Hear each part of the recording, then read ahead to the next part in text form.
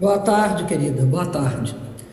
Eu queria cumprimentar primeiro o nosso companheiro, presidente da Fundação Perseu Abramo, Luiz Mercadante, que teve um trabalho incansável e de qualidade, articulando todos os companheiros na participação e que agora abre essa discussão para os nossos companheiros dos outros partidos. Queria saudar a presidente Gleice. Eu queria cumprimentar, então, os nossos grandes parceiros, companheiros das diferentes fundações e também representantes dos partidos de oposição nesse país. Queria cumprimentar o querido governador Flávio Dino, queria cumprimentar também o ex-governador Ricardo Coutinho, meu companheiro e amigo, queria saudar o companheiro governador e senador Requião, saudar o meu querido deputado e companheiro Freixo. Queria também cumprimentar o Manuel Dias, do meu querido partido. Está saindo a minha imagem, minha querida.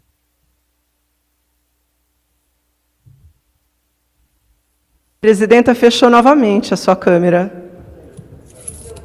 Voltou, agora voltou. Havendo um problema com a imagem, né? E com a minha fala. Agora está normal. Eu posso continuar ou paro? Pode continuar, pode continuar. Posso continuar? Pode. Não está tendo problema mais? Não. Ou só não? Tá bom, obrigado. Então, eu queria saudar a todos e cumprimentar também o meu querido companheiro, presidente Lula, e dizer meu contentamento em estar aqui nessa discussão, que eu acho que ela abre um processo, de fato, de uma unidade qualificada. É uma proposta de reconstrução, até porque o que está acontecendo no Brasil é uma desconstrução. O próprio Bolsonaro, no seu primeiro discurso nos Estados Unidos, disse que ele sempre sonhara em libertar o Brasil da ideologia nefasta da esquerda. E dizia ainda, acrescentava, que o Brasil não é um terreno aberto, onde nós, ou seja, eles, pretendem construir coisas para o povo. Ele dizia: nós temos que desconstruir muita coisa e só depois começar a construir. E eu acho que, de fato, toda a estratégia deles implica num processo de desconstrução do que foi feito. Porque o que eles veem como necessário desconstruir é a barreira à entrada do mais radical neoliberalismo. E, obviamente, no caso do Brasil, nós tivemos de ter essa dupla neoliberalismo com neofascismo para poder implantar essas medidas. E, na verdade, essas medidas elas estão focadas num golpe contra o povo brasileiro e num golpe contra a soberania do país, a soberania da nossa nação. E a gente vê isso hoje em várias dimensões. Eu acho que o plano tem essa grande característica de propor um enfrentamento emergencial. Mas esse enfrentamento emergencial, ele tem dentro dele os componentes estruturais que vai permitir que se enfrente essa questão contra o povo e a soberania. Portanto, a questão do problema da falta de renda e da insegurança alimentar. É o problema da fragilidade da população brasileira. É o desemprego campeando alto. Hoje, o cálculo é que entre desemprego aberto, né?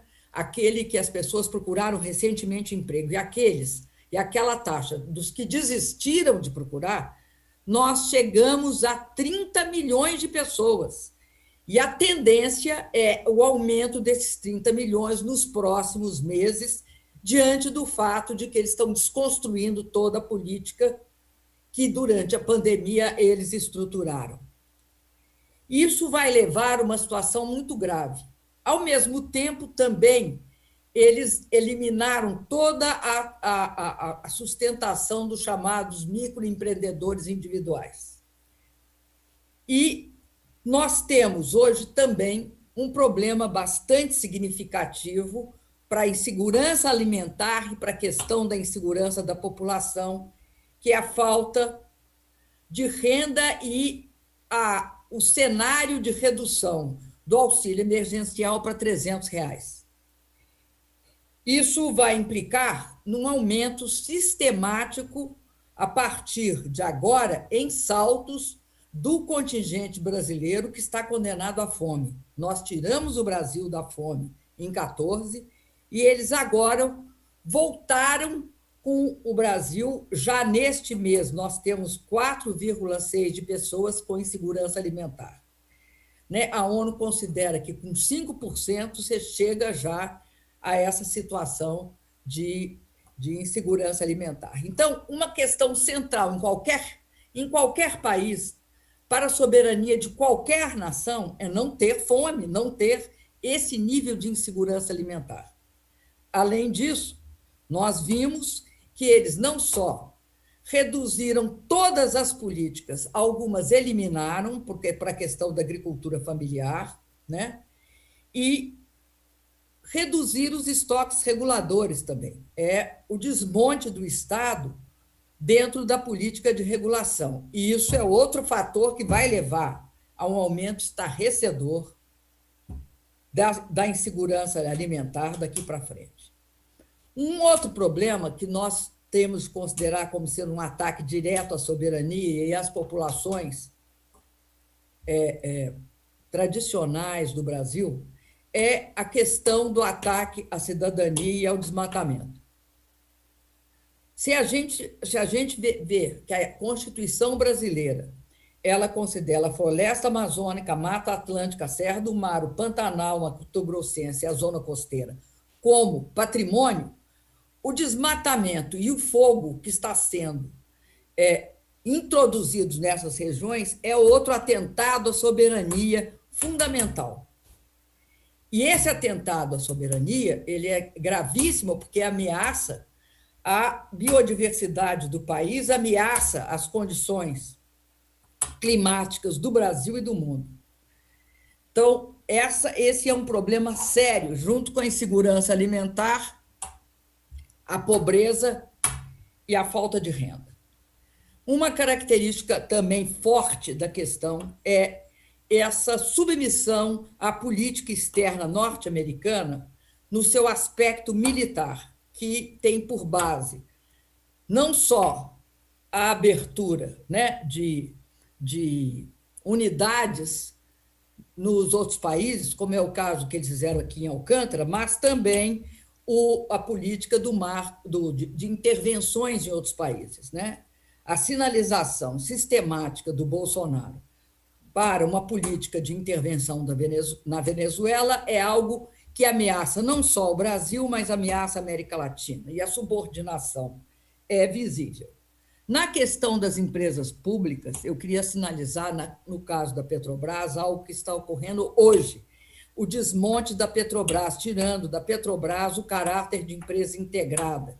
Então, essa história da venda da refinaria da Bahia, da Landulfo Alves, e da refinaria do Paraná, neste momento também mostra todo esse ataque à questão da soberania. E, finalmente, eu quero falar sobre a política de desmonte, que foi feita em todas as áreas. Por isso, eu acredito que a proposta de reconstrução e de emergência, de ações emergenciais do programa são muito importantes. Ela combina, então, esse início numa espécie de tática de enfrentamento com uma questão de construir nacionalmente as bases para o Brasil ter um desenvolvimento diferenciado.